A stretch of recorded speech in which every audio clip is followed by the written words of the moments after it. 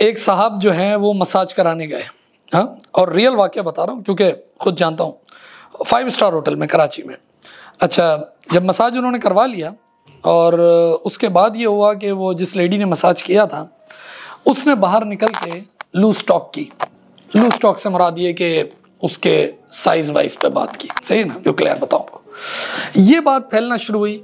ज़ाहिर मसाज था, बहुत पर्सनल चीज़ होती है, और मैं 5 स्टार की बात कर रहा हूँ, नाम नहीं ले रहा किसी का भी। ये बात ज़ाहिर एम्प्लॉइज़ में लीक होना शुरू हुई, इधर उधर ये वो बात पहुँचते पहुँचते उस कस्टमर तक पहुँच गई। अच्छा, कस्टमर भी पावरफुल कस्टमर था, पावरफुल फिगर थी।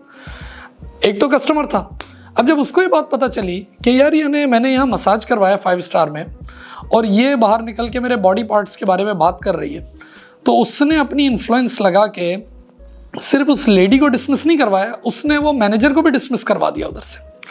अब मैं ये वाकया तो मैंने आपको बताया, अब मैं आपको दूसरा एक वाकया बताता हूँ जो मेरे साथ हुआ, जो मेरे डॉग का वाकया है। यानी now I am talking about United states, सही है ना, कि मेरे डॉग का। मैंने अपना डॉग जो है वो अपने पड़ोसी को दे दिया। एक टाइम था कि उसके बाद मैं उसको नहीं टेक केयर कर सकता था, तो मैंने कहा भाई I was looking for a good family, तो मुझे बहुत अच्छी फैमिली लगी और मैंने उसको दे दिया। तो वो एक दफ़ा वो ज़ाहिर है वहाँ डॉग के अपने शशके होते हैं, उसके मसाज होते हैं, उसकी वैक्सीनेशन और ये वो सारे ड्रामाबाजी।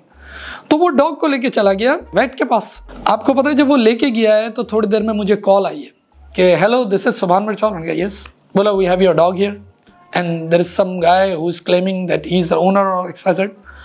उन्होंने मुझसे परमिशन ली कि do you give us permission about this dog that we disclose the vaccination record or medical records to this guy। यानी उन्होंने कहा कि हम इस कुत्ते की प्राइवेसी हमारे लिए इतनी इम्पॉर्टेंट है कि हम इसके मेडिकल रिकॉर्ड्स और ये सारी चीज़ें जो हैं ये आपकी मंशा के बगैर नहीं आगे दे सकते। आज की वीडियो इतनी इम्पॉर्टेंट है, ये इतना इम्पॉर्टेंट इशू है, ये जो प्राइवेसी का और ये कॉन्फिडेंशियलिटी का, और हम इतनी लूज टॉक करते हैं। मैं इससे पहले यूँ बोल दूँ कि बिना पूछे का सच जो होता है ना, सच झूठ नहीं, बिना पूछे का सच भी फसाद फैलाता है।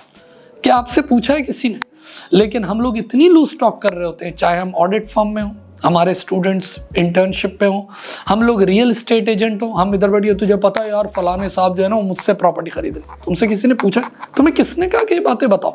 यार वो बंदा मुझसे डॉलर खरीद रहा है, यार वो बंदा हमसे अकाउंटिंग कराता है, तुझे पता है उसकी अकाउंटिंग में क्या क्या मसाइल हैं, क्या क्या आपसे पूछा है? आप सबको बताते फिर रहे हो। आप लोग ही रियल एस्टेट के बारे में लोगों को बता रहे हो, आप अकाउंटिंग के बारे में बता रहे हो, आप टैक्स के मसाइल के बारे में। You are the tax practitioner, आप काम कर रहे हो, आपको कॉन्फिडेंशियलिटीज़ का अहम ख्याल रखना है।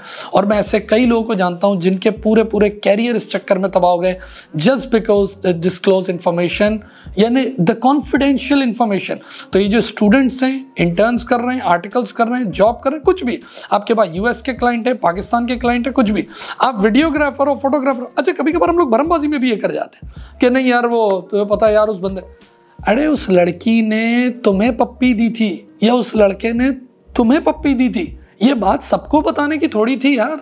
तुम तो बॉयफ्रेंड गर्लफ्रेंड बनने के भी काबिल नहीं हो यार, हर बात तुम तो लीक कर रहे हो, तो तुम काहे के ऑडिटर और काहे के अकाउंटेंट और काहे के टैक्स प्रैक्टिशनर बनोगे? तो कॉन्फिडेंशियलिटी का ख्याल रखें। देखिए मैंने अभी आपको मिसाल दी 5 स्टार होटल की भी और एक छोटे से कुत्ते की मिसाल दी। अपना बहुत सारा ख्याल रखें and you have a great evening now. Thank you.